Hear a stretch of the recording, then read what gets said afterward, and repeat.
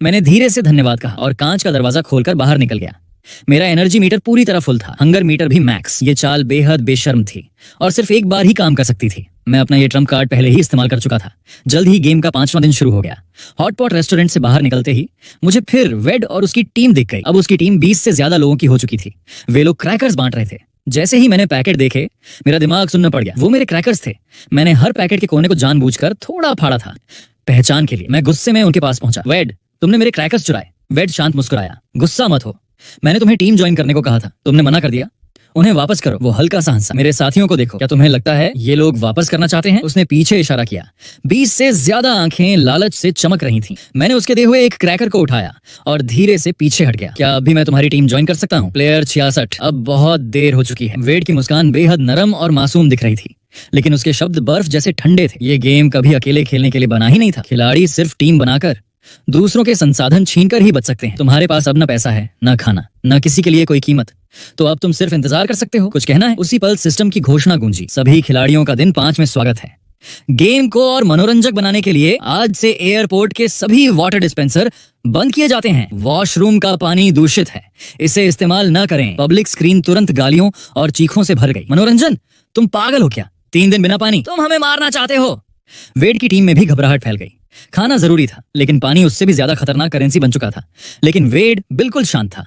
उसने हाथ उठाकर सबको चुप कराया। इतना डर क्यों रहे हो? बस पानी ही तो है। उसने मुझे तिरछी नजर से देखा, फिर बोला, बाकी खिलाड़ियों के पास पानी है, जाकर छीन लो। मेरा दिल बैठ गया, लेकिन अब भागने में देर हो चुकी थी। 20 से ज्यादा खून उतर चुकी आंखें मुझ पर टिक गईं और अगले ही पल पूरी भीड़ शिकारी कुत्तों की तरह मेरी तरफ टूट पड़ी। छोड़ो, ये मेरा है। मैंने अपना बैग कसकर पकड़ा, लेकिन 4 हाथ 2 हाथों से ज्यादा ताकतवर थे। बैग की स्ट्रैप फट गई, जिप टूट गई। 2 भारी पानी की बोतलें बेरहमी से छीन ली गईं। मेरे आखिरी शुगर पैकेट जमीन पर बिखर गए और तुरंत उठा लिए गए। मुझे जमीन पर धक्का दे दिया गया। वह ठंडी आवाज में बोला, तुझे जिंदा छोड़ रहे हैं, यही काफी दया है, अब निकल। मैं तुरंत उठा और भाग पड़ा। वेड से बचने के लिए नहीं, पानी तक पहुंचने के लिए। मुझे उस जगह तक पहुंचना था उससे पहले कि बाकी खिलाड़ियों को समझ आए। Liquid disposal zone. Airport security नियमों के मुताबिक 100 मिलीलीटर से ज्यादा तरल पदार्थ ले जाना मना था। इसलिए सिक्योरिटी चेक पॉइंट पर यात्री अपनी पानी की बोतलें, ड्रिंक्स और जूस फेंक देते थे।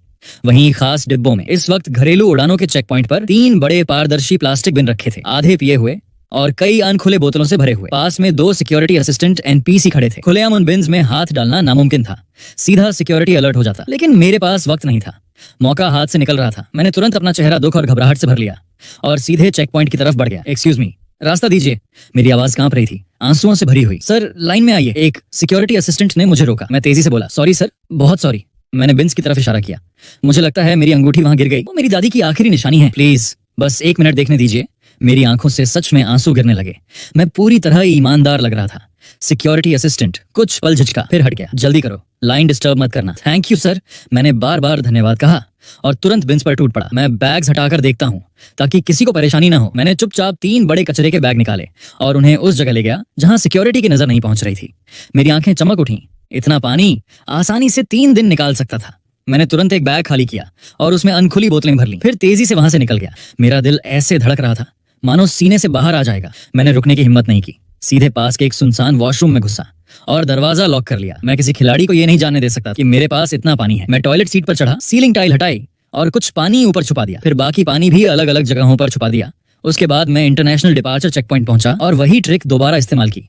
इस बार भी मुझे बहुत सारा पानी मिला, लेकिन ये लालच नहीं था। मेरे पास इससे भी बड़ा प्लान था। दिन 5 तक सिर्फ 67 खिलाड़ी बचे थे। वेड की टीम में 25 लोग थे। वे टिड्डियों के झुंड की तरह घूमते और खिलाड़ियों से खाना पानी छीन लेते। विरोध करने वालों को पीटा जाता, लेकिन एनपीसी सब कुछ देखकर भी अनदेखा कर रहे थे। अचानक धड़ाम, एक खिलाड़ी लो ब्लड शुगर की वजह से जमीन पर गिर पड़ा। कुछ ही पल बाद उसने हिलना बंद कर दिया। क्या वो मर गया? किसी ने डर से पूछा। सफेद कोट पहने मेडिक्स तुरंत आए। उन्होंने उसे स्ट्रेचर पर रखा और सफेद चादर से ढक दिया। सब कुछ पलक झपकते ही खत्म हो गया। सिस्टम फिर बोला, प्लेयर 93, एनर्जी मीटर 0, एलिमिनेटेड, कर्ज $10 लाख। आज बहुत ज्यादा एलिमिनेशन हो रहे थे, संख्या तेजी से घट रही थी। मुझे सही अलायंस ढूंढना था, एक ऐसी टीम जो वेड का सामना कर सके। पिछले कुछ दिनों के चेहरे मेरे दिमाग में घूमने लगे और उनमें से कुछ खास लोग उभर कर सामने आए। एक 6 लोगों की टीम जिसे प्लेयर 48 लीड कर रहा था। उसके बाकी साथी भी मजबूत और भरोसेमंद लग रहे थे। मैं उन्हें अराइवल हॉल में ढूंढकर कुछ देर देखता रहा। उनकी हालत अच्छी नहीं थी। एक आदमी के होंठ फट चुके थे, दूसरा बार बार अपने होंठ चाट रहा था। स्पष्ट था उनके पास पानी खत्म हो रहा था। यही मेरा मौका था। मैं लग्जरी बैग लेकर उनके पास पहुंचा। हेलो, मेरा नाम लियो है, प्लेयर 66। मैं आपकी टीम ज्वाइन करना चाहता हूँ। प्लेयर 48 खड़ा हुआ। उसने सावधानी से मुझे देखा। दफा हो जाओ, हम नए लोग नहीं ले रहे। मैंने बैग उसकी तरफ बढ़ा दिया। अंदर 3 पानी की बोतलें थीं। उनकी आंखें चमक उठी। मैंने शांत आवाज में कहा, मैं ईमानदार हूँ, मेरे पास सुरक्षित पानी का स्रोत है। मैं टीम की बेसिक पानी की जरूरत पूरी कर सकता हूँ। बदले में मैं टीम में शामिल होना चाहता हूँ और खाना शेयर करूंगा। तुम्हारे पास कितना पानी है? मैंने बिना झिझक जवाब दिया। इतना कि हम 7 लोग बाकी 3 दिन आराम से निकाल सकें। तभी चालाक प्लेयर 33 बीच में बोला, कहाँ छुपाया है? मैंने तुरंत मना कर दिया। आपको बस इतना जानना काफी है कि मैं पानी ला सकता हूँ, लेकिन छुपाने की जगह सिर्फ मुझे पता होगी। यही मेरा इंश्योरेंस है। प्लेयर 48 ने अपनी टीम की तरफ देखा। सबने एक दूसरे को देखा। फिर उसने फैसला किया, ठीक है लियो, टीम में स्वागत है। मेरा नाम डेमन है। हमारी टीम का एक नियम है, कभी अपने साथी को धोखा मत देना। उसने हाथ आगे बढ़ाया। मैंने सिर हिलाया। 7 काम करके खुशी होगी। छठे दिन की सुबह कोई उम्मीद नहीं लाई, सिर्फ और गहरा डर। मैं अकेला सिक्योरिटी एरिया की तरफ गया। उम्मीद थी थोड़ा और पानी मिल जाएगा, लेकिन इस बार वहां 5 गार्ड खड़े थे। उनकी नजरें सीधे डिस्पोजल बिन्स पर थीं। सिस्टम ने ये रास्ता भी बंद कर दिया था। अब आखिरी भरोसेमंद पानी का स्रोत खत्म हो चुका था। कल प्यास से तड़प रहे कई खिलाड़ी आखिरकार वॉशरूम का पानी पीने पर मजबूर हो गए, और दूषित पानी की वजह से वे सब एलिमिनेट हो गए। तभी अचानक एयरपोर्ट में घोषणा गूंजी, एलिमिनेशन तेज करने और अंतिम मुकाबले की तैयारी हेतु सर्वाइवल एलिमिनेशन मोड अब एक्टिव है। आज रात 12 बजे जिन 20 खिलाड़ियों के हंगर, थर्स्ट और एनर्जी मीटर का कुल स्कोर सबसे कम होगा, उन्हें एलिमिनेट कर दिया जाएगा। साथ ही टर्मिनल 3 में 3 इमरजेंसी सप्लाई क्रेट्स रैंडम जगहों पर स्पॉन होंगे। उनमें खाना, पानी और थोड़ी दवाइयां होंगी। हर लोकेशन पूरे मैप पर सिर्फ एक बार ब्रॉडकास्ट की जाएगी। पब्लिक स्क्रीन तुरंत चीखों और गालियों से भर गई। यह घटिया सिस्टम हम सबको कर्ज में डुबोना चाहता है। हम सबके साथ खेला गया है। पहले पानी छीना, अब हमें एक दूसरे के खिलाफ खड़ा कर रहा है। हमारी टीम में भी घबराहट फैल गई। सब शांत रहो। टर्मिनल 3 जाना मतलब आत्महत्या है, लेकिन सच यही था। वेड की टीम सबसे बड़ी थी और सप्लाई क्रेट्स पर कब्जा करने की सबसे ज्यादा संभावना भी उन्हीं की थी। अब सिर्फ 45 खिलाड़ी बचे थे और उनमें से अकेले वेड के पास 25 लोग थे। मतलब अगर बाकी 20 खिलाड़ियों के मीटर अचानक चमत्कारिक तरीके से नहीं बढ़े तो आज रात आधी रात को सामूहिक एलिमिनेशन तय था। हम किसी भी हालत में वेड की टीम को कोई क्रेट नहीं लेने दे सकते थे। डेमन ने मेरी तरफ देखा। लियो, बताओ, ऐसी डेडलॉक सिचुएशन में एक गरीब इंसान कैसे बचता है? मैंने धीमे से कहा, गरीब इंसान कभी सामने से लड़ाई नहीं लड़ता। वो लूपहोल्स ढूंढता है, दरारें खोजता है, अराजकता पैदा करता है और उसी आग में फायदा उठाता है। तभी सिस्टम की आवाज गूंजी, पहला इमरजेंसी सप्लाई क्रेट स्पॉन हो चुका है। Terminal 3, level B2, staff break room. दूर दूर से भारी कदमों की आवाजें गूंजने लगीं। वेड की पूरी टीम झुंड की तरह टर्मिनल 3 की तरफ दौड़ पड़ी। डेमन भी हमारी टीम को लेकर निकलने लगा। हमें उनसे पहले पहुंचना होगा। रुको, मैंने उसका हाथ पकड़ लिया। लोकेशन स्टाफ ब्रेक रूम है। तुम जानते हो इसका मतलब क्या है? मैं कुछ सेकंड रुका, फिर बोला, पहला क्रेट एक जाल है। जो भी सबसे पहले वहां घुसेगा वो एलिमिनेट होगा। सबकी आंखें सिकुड़ गईं। मैंने समझाया, सिस्टम लगातार एक नियम मजबूत कर रहा है। एनपीसी रूल्स कभी नहीं तोड़े जा सकते। स्टाफ एरिया फॉरबिडन जोन है। कोई आम खिलाड़ी वहां घुसा तो इल्लीगल एंट्री मानकर सिस्टम उसे तुरंत खत्म कर देगा। मैंने ईथन और मिया को स्काउटिंग के लिए भेजा। कुछ देर बाद वे लौटे। तुम सही थे, वेड ने किसी को अंदर नहीं भेजा। उसने अपनी टीम को रास्तों पर फैला दिया है। वो खुद क्रेट को छुए बिना बाकियों को रोकना चाहता है। मैं हल्का सा मुस्कुराया। Classic blockade strategy. पास कुछ अकेले खिलाड़ी घूम रहे थे। उनकी आंखों में पागलपन था। उनके मीटर शायद सबसे नीचे थे और ऐसे लोग सबसे आसान मोहरे होते हैं। मैं एक पिलर के पीछे छिप गया और टीम से फुसफुसाया, स्टाफ ब्रेक रूम की की कार्ड उसके बगल वाले फायर कैबिनेट में है। सब चौंक गए। सच में? मैंने तुरंत कहा, धीरे बोलो। लेकिन देर हो चुकी थी। एक अकेले खिलाड़ी ने हमारी बात सुन ली। उसकी आंखें चमक उठीं। वो पागलों की तरह फायर कैबिनेट की तरफ भागा। उसे रोको, वेड चिल्लाया। लेकिन खिलाड़ी पहले ही कैबिनेट खोल चुका था। अंदर कोई की कार्ड नहीं थी और अगले ही सेकंड पूरे B2 में फायर अलार्म गूंज उठा। 6 फुली आर्म्ड गार्ड्स बिजली की तरह वहां पहुंचे। उन्होंने वेड की टीम और उस खिलाड़ी सभी को राइट फॉक्स से दबोच लिया और घसीटते हुए बाहर ले गए। एलिमिनेशन की घोषणाएं लगातार आने लगीं। वेड ने एक ही झटके में 5 लोग खो दिए। उसकी टीम अब सिर्फ 20 पर रह गई थी और उन्हें क्रेट से कुछ नहीं मिला। उसी समय सिस्टम की दूसरी घोषणा आई, दूसरा इमरजेंसी सप्लाई क्रेट स्पॉन हो चुका है। Terminal 3, level L3, VIP lounge entrance. VIP lounge, जहां सिक्योरिटी और भी ज्यादा सख्त थी। L3 जाने वाली एलिवेटर पहले से वेड के लोगों ने घेर रखी थी।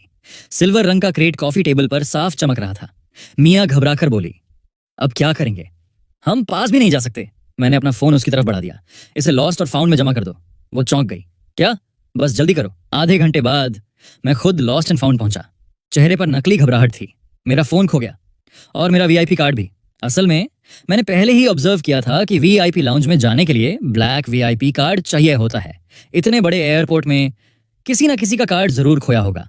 मैंने डिस्क्रिप्शन दिया और स्टाफ को सच में एक वीआईपी कार्ड मिल गया। क्या ये आपका है?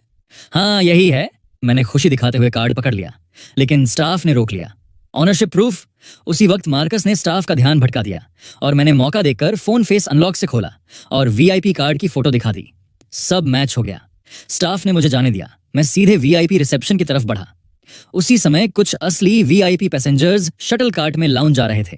मैं भी चुपचाप उनके बीच बैठ गया और वेट के गार्ड्स की नजरों के सामने से निकल गया। एंट्रेंस पर गार्ड ने कार्ड स्वाइप किया। ग्रीन लाइट चमकी। Welcome platinum member. दरवाजे खुल गए। तभी दूर से वेट चीखा, उसने वो कार्ड चुराया है। मैंने मन ही मन गाली दी। ये मोटा कमीना सच में चालाक है। उधर डेमन और हमारी टीम एलिवेटर के पास वेट के लोगों से भिड़ चुके थे। 6 बनाम 10। इतना बुरा रेशो नहीं था और उसी केओस का फायदा उठाकर मैं अंदर घुस गया और क्रेट पकड़ लिया। तभी सिस्टम की आवाज गूंजी, बधाई हो प्लेयर 66, क्रेट प्राप्त कर लिया गया है। इसके अंदर की चीजें सिर्फ उन्हीं खिलाड़ियों द्वारा इस्तेमाल की जा सकती हैं जिन्हें प्लेयर 66 अनुमति देगा। अनऑथराइज्ड अज़्योर इनवैलिड है। मेरे कानों में वो आवाज किसी फरिश्ते जैसी लगी। तभी तीसरे क्रेट की घोषणा हुई। तीसरा इमरजेंसी सप्लाई क्रेट टर्मिनल 3 के सेंट्रल इंफॉर्मेशन डेस्क के ऊपर स्पॉन हुआ है। यह खुला क्षेत्र है, कोई रिस्ट्रिक्टेड जोन नहीं, कोई ट्रैप नहीं। यह सिर्फ स्पीड और वायलेंस की लड़ाई होगी। वेड ने तुरंत फाइट छोड़ दी। उसने अपनी पूरी टीम इंफॉर्मेशन डेस्क की तरफ मोड़ दी। अब वीआईपी लाउंज लगभग खाली था। मैं क्रेट लेकर बाहर निकला। अंदर इतना खाना और पानी था कि हमारी 7 लोगों की टीम एक दिन आराम से निकाल सकती थी। एक बार हमारे 3 मीटर रिफिल हो गए तो आज रात एलिमिनेशन नामुमकिन था। डेमन ने मेरी तरफ देखा। लियो, आज हम जिंदा हैं तो सिर्फ तुम्हारी वजह से। बाकी खिलाड़ी तीसरे क्रेट के लिए जानवरों की तरह लड़ रहे थे, लेकिन हम शांत बैठकर खाना और पानी भर रहे थे। आखिरी क्रेट के लिए वेड ने सारी इंसानियत छोड़ दी। उसकी टीम बाकी खिलाड़ियों पर टूट पड़ी। खून, चीखें, मारपीट, पूरा टर्मिनल युद्ध भूमि बन चुका था। आखिरकार नंबर्स जीत गए। वेड की टीम ने क्रेट ले लिया। हम सातों दूर से देख रहे थे। डेमन बोला, एक क्रेट उसकी पूरी टीम के लिए काफी नहीं होगा, और पहला क्रेट तो किसी को मिला ही नहीं। उसकी टीम मुश्किल में है। रात 11:50 बजे। पूरे टर्मिनल पर मौत जैसा सन्नाटा था। तभी सिस्टम की आवाज गूंजी, system tally beginning. Combined hunger, thirst और एनर्जी मीटर रैंकिंग के आधार पर सबसे कम स्कोर वाले 20 खिलाड़ी एलिमिनेट किए जाएंगे। सिस्टम बिना किसी भावना के नंबर पढ़ने लगा। हमारी 7 लोगों की टीम के अलावा बाकी सारे सोलो प्लेयर्स खत्म हो गए। यहां तक कि वेड की टीम भी असमान सप्लाईज की वजह से 13 लोगों तक सिमट गई। घोषणा खत्म होते ही पूरा एयरपोर्ट खामोश हो गया। 20 खिलाड़ी खत्म, हर एक पर 1 मिलियन। प्राइस पूल अब $20 मिलियन था। और सिस्टम का नियम, अगर आखिरी में सिर्फ एक खिलाड़ी बचता है तो उसे बोनस 100 मिलियन भी मिलेंगे। कुल ससेरा $120 मिलियन। इतनी बड़ी रकम किसी को भी पागल बना सकती थी। दूर वेड हमें घूर रहा था। उसकी आंखों में खून उतर आया था। उसने अपनी टीम से कहा, मैं नहीं चाहता कि हम आपस में लड़ें, लेकिन हमारे पास नंबर्स हैं। पहले उन 7 को खत्म करते हैं, फिर 120 मिलियन हम 13 लोग बांट लेंगे। हमारी तरफ डेमन का चेहरा गंभीर था। सब शांत रहो, सिस्टम हमें एक दूसरे के खिलाफ करना चाहता है। वेड की टीम पहले हमें खत्म करेगी, इसलिए हम आपस में नहीं टूट सकते। पहले हम उनके 13 लोगों को खत्म करेंगे, फिर 120 मिलियन बांट लेंगे। तभी जमीन पर बैठ गया। कैसे? उनके पास हमसे ज्यादा लोग हैं, हम तो सीधा काटे जाने वाले बकरे हैं। मैंने धीरे से कहा, पहले छुपते हैं, उन्हें अलग अलग करते हैं। मुझे एक जगह पता है। ठीक उसी समय रात के 12 बज गए। स्क्रीन पर खून जैसा लाल 24 घंटे का काउंटडाउन टाइमर उभरा। पूरे एयरपोर्ट की लाइट्स लाल हो गईं। अलार्म सीधे दिमाग में गूंजने लगा और अगले ही पल सारे एनपीसी गायब हो गए। पैसेंजर्स, स्टाफ, सिक्योरिटी गार्ड्स, सब। अब विशाल टर्मिनल 3 में सिर्फ हम 20 खिलाड़ी बचे थे। भागो! हमारी सर्वाइवल इंस्टिंक्ट डर से ज्यादा तेज निकली। हम सातों दौड़ पड़े। एलिवेटर में घुसते ही मैंने क्लोज बटन दबा दिया। धड़ाम! दरवाजे वेट के गुस्से भरे चेहरे के सामने बंद हो गए। उन्हें भागने मत दो, सारे पैसे हमारे हैं। एलिवेटर सीधे अंडरग्राउंड पार्किंग गैराज में उतरी। हवा में पेट्रोल, धूल और गर्मी की बदबू थी। हम तुरंत अलग अलग दिशाओं में भाग गए, छिपने के लिए। कुछ ही सेकंड बाद वेड और उसकी टीम इमरजेंसी स्टेयर्स से नीचे पहुंच गई। विशाल पार्किंग लॉट में 20 खिलाड़ी बिखरे हुए थे। जब तक मैं छिपा रहूं, मेरे पास जिंदा रहने का मौका था। मैं जमीन से चिपक कर एक कार के नीचे की छोटी सी जगह से बाहर देख रहा था। तभी सिस्टम बोला, player 9 killed by another player, 1 million transfer to the killer's account. मैं कांप गया। कौन मरा? क्या वो हमारी टीम का था? फिर लड़ाई की आवाजें आईं और उसके बाद टबी की दर्दनाक चीख। कुछ देर बाद उसके एलिमिनेशन की घोषणा हो गई। पूरे गैराज में चीखें गूंज रही थीं। ब्रॉडकास्ट लगातार एलिमिनेशंस पढ़ रहा था। तभी अचानक player 21 eliminated bye there on teammate. Chaos और गहरा हो गया। अब कोई किसी पर भरोसा नहीं कर रहा था। तभी एनोनिमस ब्रॉडकास्ट आया। अगला टारगेट वेड। वो प्रीवियस चैंपियन है। उसके पास $200 मिलियन हैं। उसे मारो, 200 मिलियन बांटो। ये सुनते ही पूरा गराज फट पड़ा। क्या? वेड पिछले गेम का चैंपियन था, इसलिए वो इतना ताकतवर था? वेड तुरंत चिल्लाया, झूठ है, मैं भी पहली बार खेल रहा हूं। लेकिन अब कोई उसकी बात मानने को तैयार नहीं था। 200 मिलियन के सामने आंख टूट चुकी थी। उसे मारो, मारो। पूरे गैराज में खूनी दंगा शुरू हो गया। मैंने इस केओस का फायदा उठाया। एक एसयूवी का ट्रंक खुला हुआ था। मैं चुपचाप अंदर घुस गया। अंधेरे में सिकुड़ कर बैठ गया। बाहर चीखें, लड़ाई और सिस्टम की अनाउंसमेंट्स गूंज रही थीं। धीरे धीरे आवाजें कम होने लगीं। फिर पूरा गराज शांत हो गया। मैंने ट्रंक की दरार से बाहर झांका। चारों तरफ सिर्फ लाशें और खून था। तभी एक जानी पहचानी आवाज आई, लियो, लियो, कहाँ हो? ये डेमन की आवाज थी। मैंने वेड को पकड़ लिया है, बाहर आओ, हम मिलकर उसे खत्म करेंगे, फिर 200 मिलियन बांट लेंगे। मैंने सांस रोक ली। मैंने जवाब नहीं दिया। डेमन मेरी कार के पास से आगे निकल गया। मैंने राहत की सांस ली ही थी कि धड़ाम, ट्रंक जोर से खुल गया। लाल रोशनी अंदर भर गई। डेमन मुस्कुरा रहा था। तो तुम यहां छिपे थे? मैं तुम्हें कब से ढूंढ रहा था। हाइड एंड सीक खत्म हुई प्लेयर 66। उसकी आवाज जहरीली थी। ठंडी डर की लहर मेरे पूरे शरीर में दौड़ गई। उसने मुझे पकड़कर बाहर खींच लिया। मैंने दांत भींचकर कहा, तो तुम दोनों शुरू से साथ थे, वेड और डेमन? पूरा टीम राइवलरी सिर्फ नाटक था। तुम दोनों रूल्स जानते थे। तुमने अनोनिमस मैसेजेस से खिलाड़ियों को मैनिपुलेट किया, उन्हें रॉबरी और ओवर स्पेंडिंग की तरफ धकेला और फिर फायदा उठाया। वेड ने शुरुआत से टीम बिल्ड की और तुमने खुद को उसका दुश्मन दिखाया ताकि आखिर में दोनों टीमें एक दूसरे को खत्म कर दें और तुम दोनों सब जीत लो। डेमन हंसा। लियो, तुम सच में बहुत तेज हो। पिछले कुछ दिनों में मदद के लिए शुक्रिया। वेड गरजा, डेमन मुझे खोलो। समय बर्बाद मत करो। डेमन ने उसकी तरफ ठंडी नजर डाली। खोल दूं? तुम मजाक कर रहे हो? 100 मिलियन आधा बांटने से बेहतर है। सब कुछ अकेले लेना, और तुम्हारे पिछले 200 मिलियन भी मुझे चाहिए। अगले ही पल उसने वेड को मार डाला। सिस्टम बोला, player 44 eliminated. Bonus reveal, player 44 पिछले गेम का चैंपियन था। उसकी क्यूमुलेटिव विनिंग्स $200 मिलियन। अब किलर के अकाउंट में ट्रांसफर। डेमन खुशी से मुस्कुराया, लेकिन उसी पल मैंने इंडस्ट्रियल हेयर स्प्रे उसकी आंखों में स्प्रे कर दिया। गाढ़ा केमिकल क्लाउड सीधे उसके चेहरे पर फटा। डेमन दर्द से चीख पड़ा। वो आंखें पकड़कर पीछे लड़खड़ा गया। मैं तुरंत ड्राइवर सीट की तरफ रेंगने लगा। जब मैं ट्रंक में छिपा था तभी मैंने देख लिया था, कार का ड्राइवर डोर भी खुला था और की इग्निशन में लगी हुई थी। प्लेयर 66, डेमन दहाड़ा, मैं तुम्हारी खाल उधेड़ दूंगा। वो दर्द सहते हुए पागलों की तरह मेरी तरफ दौड़ा। उसका डैगर मेरे सिर को हल्का सा छूकर सीट में धंस गया। मैंने की घुमाई, वूम, इंजन गरज उठा। मैंने तुरंत गियर ड्राइव में डाला और पूरी ताकत से एक्सेलरेटर दबा दिया। डेमन को उम्मीद ही नहीं थी कि कार अचानक स्टार्ट हो जाएगी। धड़ाम, कार ने उसे हवा में उछाल दिया। वो जमीन पर गिरा, लेकिन फिर भी उठने की कोशिश करने लगा। मैंने रिवर्स गियर डाला और कार उसके ऊपर चढ़ा दी। कुछ सेकंड बाद सिस्टम ने आखिरी फैसला सुनाया, प्लेयर 48 एलिमिनेटेड।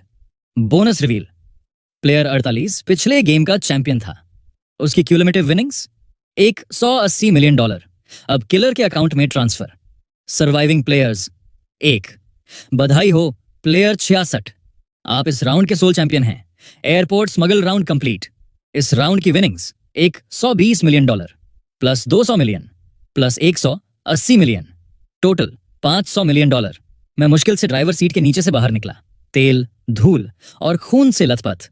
कोई खुशी नहीं थी, सिर्फ हड्डियों तक उतर चुकी थकान और सर्वाइवर की खाली सुन्नता। धीरे धीरे लाल लाइट्स बुझने लगीं। अलार्म बंद हो गए। एक सफेद रोशनी चमकी और अगले ही पल मैं फिर उसी खाली सफेद वॉइड में खड़ा था जहां गेम शुरू हुआ था। सिस्टम ने मेरे कान में फुसफुसाया, अब तुम्हारे पास $500 मिलियन हैं। अच्छी जिंदगी जियो, लेकिन नियमों के अनुसार चैंपियंस को गेम छोड़ने की अनुमति नहीं है, वरना तुम पर $500 मिलियन का कर्ज चढ़ जाएगा। सफेद रोशनी धीरे धीरे फीकी पड़ने लगी और अचानक मेरे आसपास फिर 100 लोग खड़े थे। सबके चेहरे पर डर और उलझन थी। तभी सिस्टम की वही जानी पहचानी आवाज गूंजी, welcome 100 players to the broke game. Starting funds $50। Objective survive 60 days. The winner gets $1 million.